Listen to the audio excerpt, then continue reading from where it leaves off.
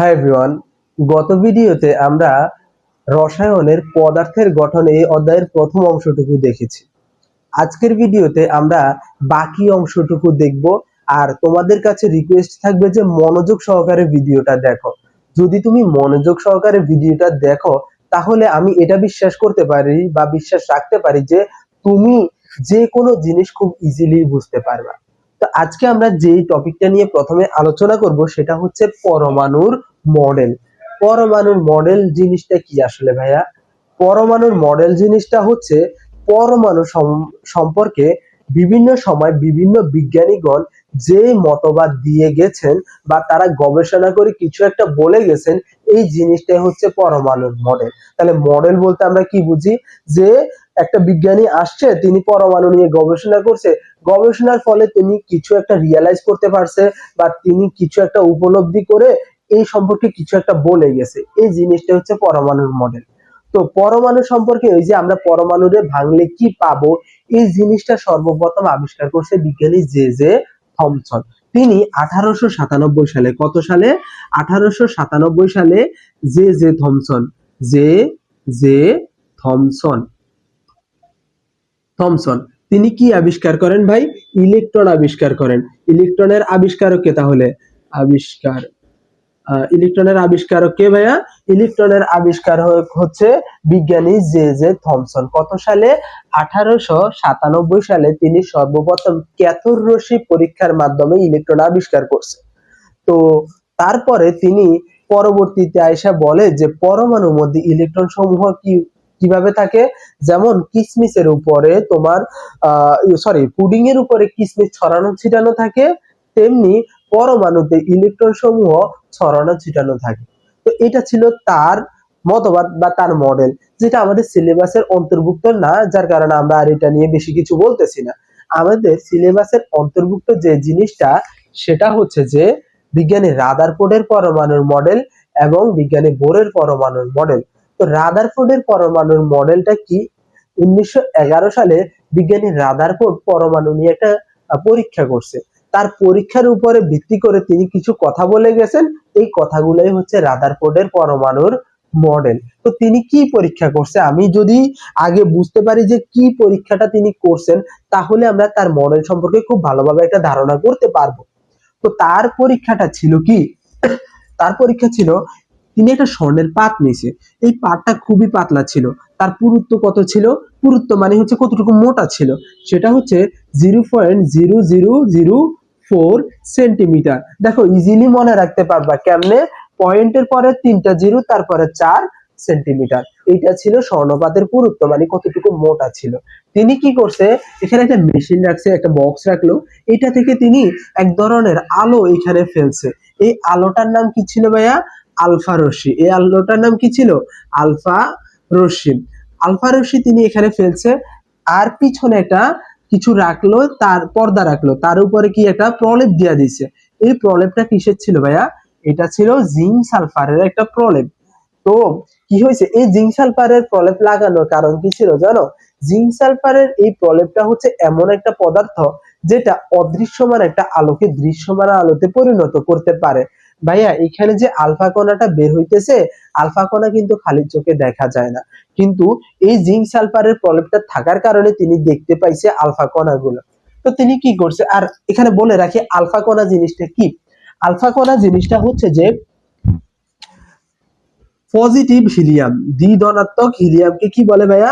Alpha কণা বলে। দেখো একটা হিলিয়াম, হিলিয়াম থেকে যদি আমি ইলেকট্রন সরাই নি, তাহলে কি থাকবে ভাইয়া? শুধু প্রোটন পড়ে থাকে না, তাহলে কি ওখানে কোনো নেগেটিভ চার্জ থাকে? থাকে না। তার জন্য আমরা বলি কি দ্বিধনাত্মক হিলিয়াম। মনে রাখবা এই আলফা কণাটা হচ্ছে একটা পজিটিভ চার্জ।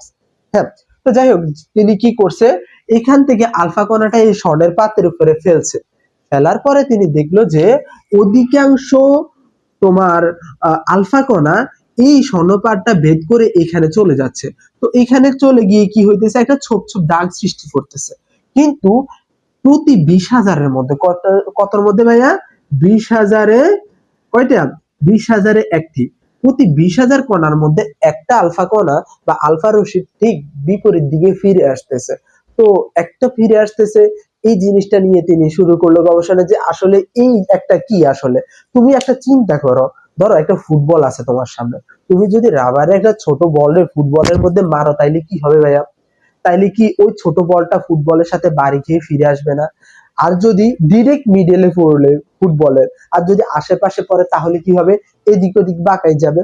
তো এরকমটাই হয়েছে যে প্রতি 20,000-এর মধ্যে একটা কি করছে, ডিরেক্ট বিপরীত দিকে ফিরে আসছে।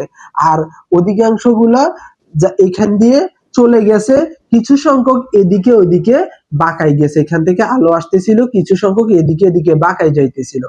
তার মানে তিনি এখান থেকে চিন্তা করলেন যে যেহেতু আলফা কোণ একটা পজিটিভ, সে বাড়ি খেয়ে ফিরে আসতেছে, তাহলে এখানে এমন কিছু আছে যেটা এই আলফা কণা থেকেও ভারী, তাই না?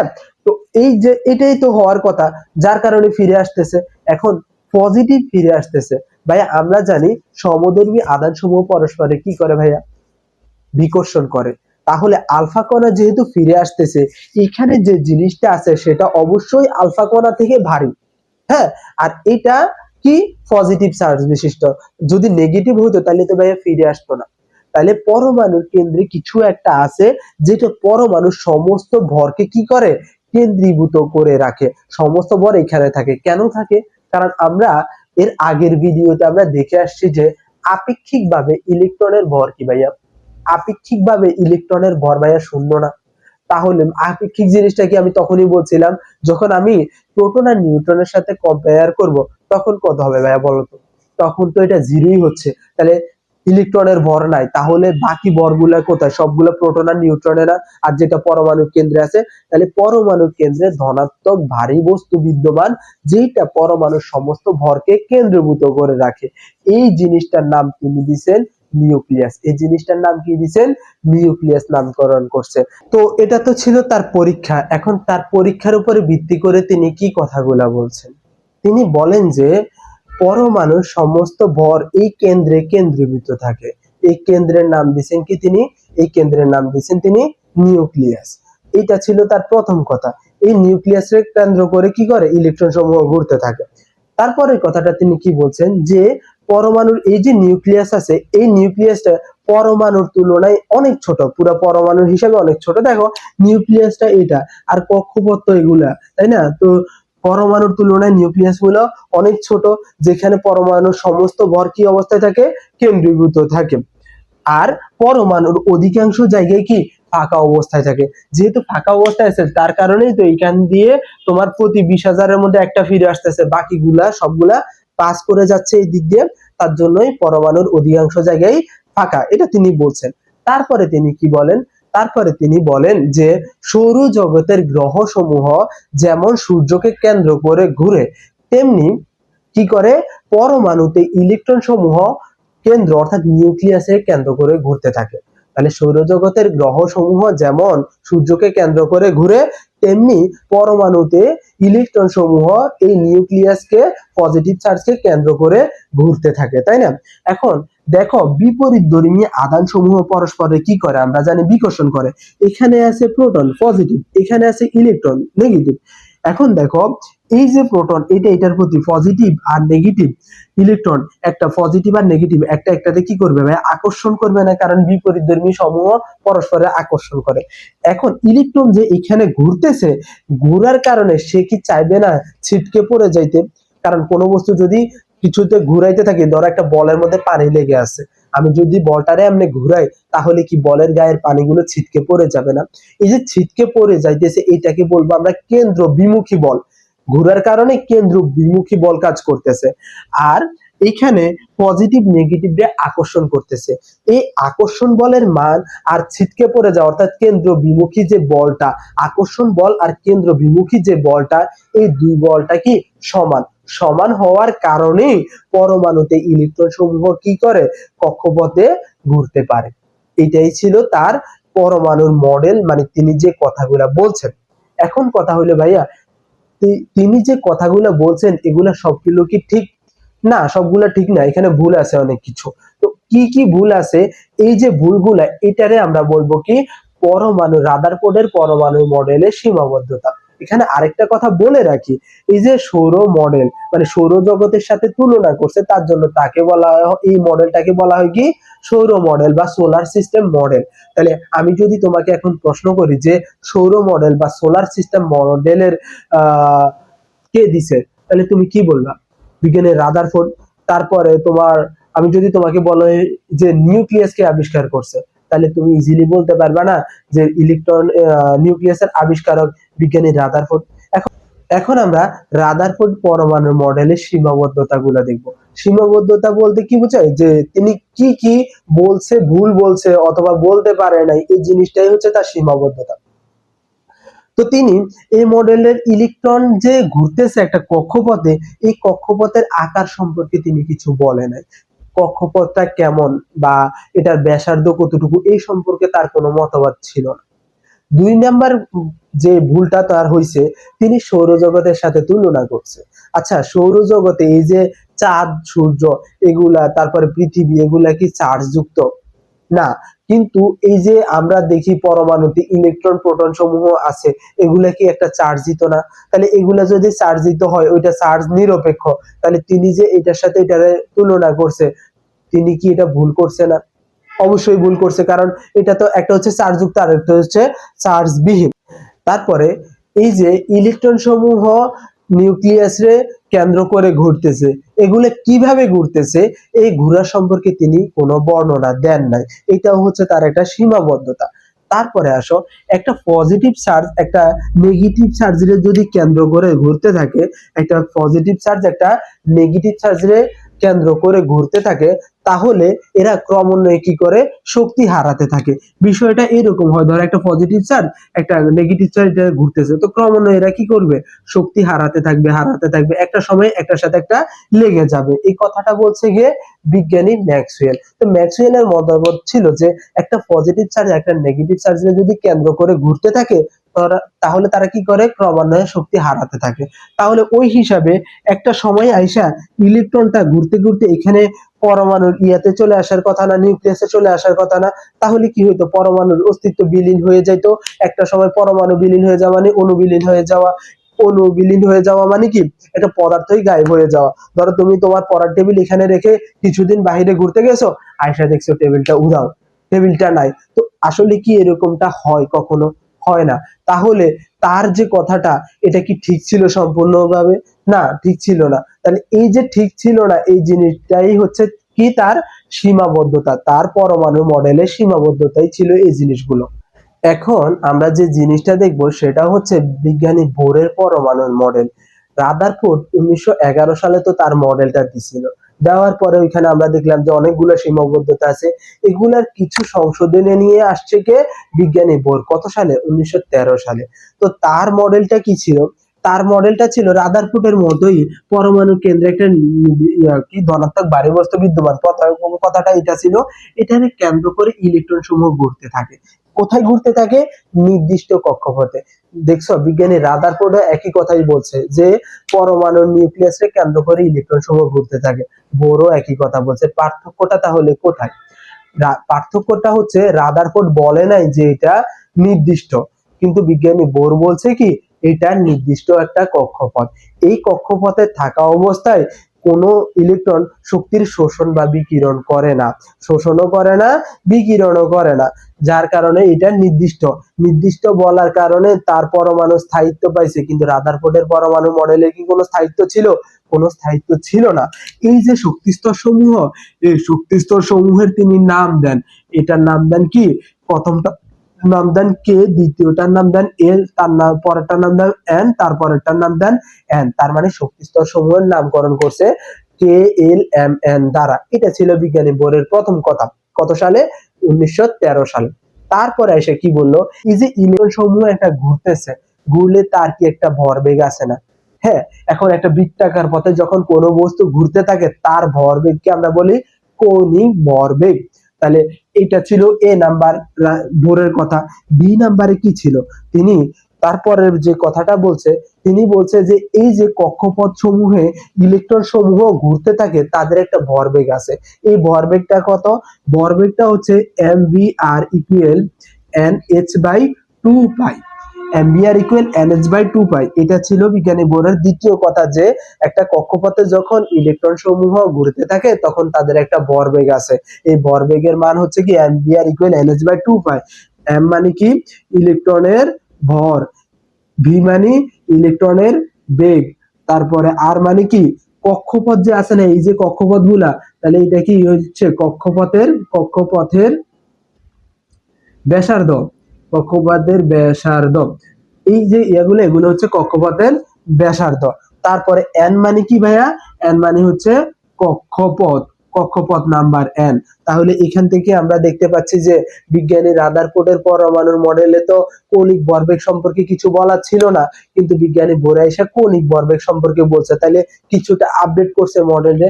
তারপরে যে কথা ছিল তার শেষের কথাটা, সেই কথাটা ছিল যে এই যে শক্তি সম্পন্ন অরবিটাল সমূহ, একটা অরবিট এদেরকে বলা হয় শক্তি স্তর বা অরবিট। একটা শক্তি স্তর থেকে অন্য শক্তি স্তরে যখন ইলেকট্রন যায় বা আসে, যখন যায় তখন কি হবে, তখন এই নিম্ন থেকে উপরের দিকে গেলে শক্তি শোষণ ঘটবে, আর উপর থেকে নিচে আসলে কি করবে, শক্তি বিকিরণ করবে। বিষয়টা কেমন, উদাহরণ হিসাবে তুমি বুঝতে পারো, একটা স্পঞ্জ নিলে হাতের মধ্যে, তুমি যদি এটাকে পানির মধ্যে ছেড়ে দাও তাহলে কি হবে, এটা ফুলে যাবে না ভাইয়া? হ্যাঁ, এটা ফুলে যাবে। ফুলে গেলে কি হবে, এটা পানি শোষণ করে নিচ্ছে, তার জন্য এটা ফুলে গেছে। এখন তুমি আবার চাপ দাও, তাহলে এটা সংকুচিত হয়ে যাবে, পানি বের করে দিবে। তাহলে কি হয়, এখান থেকে এখানে যখন যায় ইলেকট্রন তখন শক্তির শোষণ ঘটে। কি ঘটে ভাইয়া? শোষণ ঘটে। আর যখন নিচে থেকে উপরের দিকে যায় শোষণ ঘটে, উপর থেকে যখন নিচের দিকে আসে তখন ভাইয়া কি ঘটবে, বিকিরণ ঘটবে। বিকিরণ, শক্তির বিকিরণ ঘটে। তাইলে এই যে বিকিরণ গুলো ঘটে, তাহলে কি হয়, তিনি বলেন যে এক ইলেকট্রন বিশিষ্ট পরমাণুর ক্ষেত্রে যাদের ইলেকট্রন একটা আছে, তাদের এক শক্তি স্তরে থেকে অন্য শক্তি স্তরে গেলে ইলেকট্রন শোষণ করে, আবার ফিরে আসলে কি করে, শক্তির বিকিরণ করে। এখন ফিরে আসলে যে বিকিরণ করতেছে, এটা একটার জন্য একটাই আলো সৃষ্টি করে। একটা শক্তি স্তর থেকে অন্য শক্তি স্তরে আসছে ইলেকট্রন, একটা উচ্চ শক্তি থেকে নিম্ন শক্তি স্তরে আসে, শক্তির যখন বিকিরণ ঘটে তখন কি এক ধরনের আলো সৃষ্টি করে। তার জন্য তিনি একটা সূত্রও দিয়ে গেছেন, H V equal C by lambda. এটার মানে হচ্ছে কি, এটার মানে হচ্ছে কম্পাঙ্ক, কম্পাঙ্ক কম্পাঙ্ক কম্পাঙ্ক। আর এটার মানে হচ্ছে কি, এইচ মানে হচ্ছে প্ল্যাঙ্ক কনস্ট্যান্ট, প্ল্যাঙ্কের ধ্রুবক, ধ্রুবক। আর সি মানে হচ্ছে আলোর বেগ, এটার মানে হচ্ছে কি তরঙ্গ, ল্যামডা মানে হচ্ছে তরঙ্গ দৈর্ঘ্য, এটা হচ্ছে আলোর বেগ, আলোর বেগ। সি মানে হচ্ছে আলোর বেগ, এটা হচ্ছে তরঙ্গ দৈর্ঘ্য, তরঙ্গ দৈর্ঘ্য। এই সূত্রটা তিনি দিয়ে গেছে। দেখো তাহলে বিজ্ঞানী বোর তার মডেলে এসে কি কি করছে, তার মডেলে এসে তিনি করছে কি, তার মডেলে এসে প্রথমত কক্ষপথ যে নির্দিষ্ট এটা বলছে, এটা বলার কারণে তার পরমাণু স্থায়িত্ব পেয়ে গেছে, এই কক্ষপথ গুলোর নাম দিছে। তারপরে বলছে যে একটা কক্ষপথে ইলেকট্রন ঘোরার সময় কি হয়েছে, নির্দিষ্ট কি করে, একটা কক্ষপথে ইলেকট্রন ঘোরার সময় কোনো শক্তি শোষণ বা বিকিরণ ঘটে না, এটা তিনি বলে গেছে। ইলেকট্রন সমূহ যে একটা বৃত্তাকার পথে ঘুরতেছে তখন তার একটা ভরবেগ আছে না, এই ভরবেগটার মান তিনি দিয়ে গেছেন। এই ভরবেগটা বের করার সিস্টেমও দেখাই গেছে, কি m v r equal n h bye sorry কৌণিক ভরবেগ, এটা তো ভরবেগ হবে না, কৌণিক ভরবেগ। তাহলে এম্বিয়ার ইকুয়াল এনএচ বাই 2 এই সূত্রটাও তিনি দিয়ে গেছেন।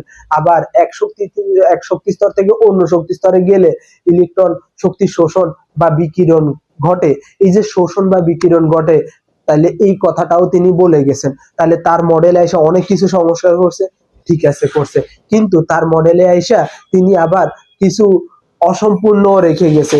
এই যে অসম্পূর্ণ রেখে গেছে, এটা হচ্ছে তার কি সীমাবদ্ধতা। তার তো সফলতা আছে, অনেক সফলতা অর্জন করছে না, তার সফলতা গুলো কি কি, দেখো তার সফলতা হইলো যে তিনি কক্ষপথের নির্দিষ্টটা এটা সম্পর্কে তিনি বর্ণনা দিতে পারছেন। এখন এই যে কক্ষপথের ব্যাসার্ধ কিন্তু আমি চাইলে এখান থেকে বের করতে পারি, এটা বিজ্ঞানী বোরের সফলতার কারণেই তো আসছে নাকি। আচ্ছা, ইলেকট্রনের বেগ বের করতে পারবো, এটা বিজ্ঞানী বোর থেকে আসছে। তারপরে আইসা ইলেকট্রনের ভরবেগও আমি বের করতে পারতেছি। তাহলে এটাও কে বলছে, বিজ্ঞানী বোর বলছে এটা তো তার সফলতার মধ্যে পড়ে নাকি, এটা হচ্ছে তার সফলতার মধ্যে। তারপরে হচ্ছে কি তোমার এক শক্তি স্তর থেকে অন্য শক্তি স্তরে যখন ইলেকট্রন যায় বা আসে তখন কি শক্তি শোষণ বা বিকিরণ ঘটে, আলো ছড়ায়, এই যে বর্ণালী, এই যে আলো ছড়াইতেছে, বিকিরণ করতেছে, বর্ণালী সৃষ্টি করতেছে, তাহলে বর্ণালী সম্পর্কে মতবাদ দিয়ে গেছেন তিনি। তারপরে এই যে শক্তি শোষণ এই জিনিসটাও তিনি বলে গেছেন। তাহলে এগুলো ছিল তার কি সফলতা, বলছে কি সেটা আগে বললাম, এখন যে জিনিসটা এটা হচ্ছে তার সফলতা। এখন তো তার সীমাবদ্ধতা আছে, তাই না ভাইয়া? সীমাবদ্ধতা কি? সীমাবদ্ধতা হচ্ছে যে তিনি এক ইলেকট্রন যাদের আছে তাদের ক্ষেত্রে তিনি কথাগুলো বলে গেছেন, যাদের এক ইলেকট্রন, এই এক ইলেকট্রন কিভাবে ঘুরতেছে, কোন কক্ষপথে ঘুরতেছে, এই মতবাদটা তিনি দিয়ে গেছেন। কিন্তু সব পরমাণুতে কি ইলেকট্রন একটা থাকে না, তাহলে একাধিক পরমাণুতে একাধিক ইলেকট্রন যে পরমাণু সমূহের মধ্যে থাকে তাদের ক্ষেত্রে ইলেকট্রন কিভাবে ঘুরে এই জিনিসটার ব্যাখ্যা কিন্তু তিনি দিতে পারে নাই। তারপরে তিনি কি এই যে এমবিআর ইকুয়াল NH/2 এই যে কৌণিক ভরবেগের একটা সূত্র দিছে, এটার কোনো ব্যাখ্যা কিন্তু তিনি দেন নাই। তাহলে এটাও তার সীমাবদ্ধতা, ব্যাখ্যা ছাড়া একটা কথা বলে দিছে, তাহলে এটাও তার সীমাবদ্ধতা। তারপরে জিনিসটা হচ্ছে কি, তারপরে জিনিসটা হচ্ছে যে শক্তির শোষণ বা বিকিরণ, একটা কক্ষপথ থেকে অন্য কক্ষপথে যখন ইলেকট্রন যায় তখন শক্তি বিকিরণ ঘটে, তখন তার মতে যে এক ধরনের আলো সৃষ্টি করে। কিন্তু এটা যখন আমরা একটা আলোক বীক্ষণ যন্ত্র দিয়ে দেখি যে এখানে অনেকগুলো রেখা আছে আলোর, তার কথা কি ছিল যে এক ধরনের আলো সৃষ্টি করে, কিন্তু এটা তো ভুল ছিল। আমরা যখন আলোক বীক্ষণ যন্ত্র দ্বারা এই আলোটাকে তোমরা ইয়া করে দেখবা তখন দেখবা যে অনেকগুলো আলো সৃষ্টি করতেছে, এখানে একটা আলো সৃষ্টি করে না, তাহলে এটাও ছিল তার ভুল। তাহলে এই জিনিসগুলো ছিল তার ভুল, সফলতা আর তার মডেল। আর ওইটা ছিল কি রাদারফোর্ডের পরমাণুর মডেল আর তার সীমাবদ্ধতা সমূহ। এই জিনিসটা অনেক অনেক বেশি ইম্পর্টেন্ট। তোমাদের পরীক্ষায়, যে কোনো পরীক্ষায় যদি এই অধ্যায় টাচ করে স্যারে, তাহলে 100% এখান থেকে টাচ করবে, এখান থেকে একটা কিছু দিয়ে দিবে। তো তোমরা এই জিনিসগুলো খুব ভালোভাবে পড়বা। আমি তো যতটুকু বুঝানোর দরকার তোমাদেরকে বুঝাই দিছি, এখন তোমরা জাস্ট বইটা খুলবা, খোলার পরে রিডিংটা পড়বা, দেখবা যে ভাইয়া যে কথাগুলো এতক্ষণ যাবত বলতেছিলাম সবগুলো মিলে গেছে আর তুমি সবগুলা বুঝতেছো। আরে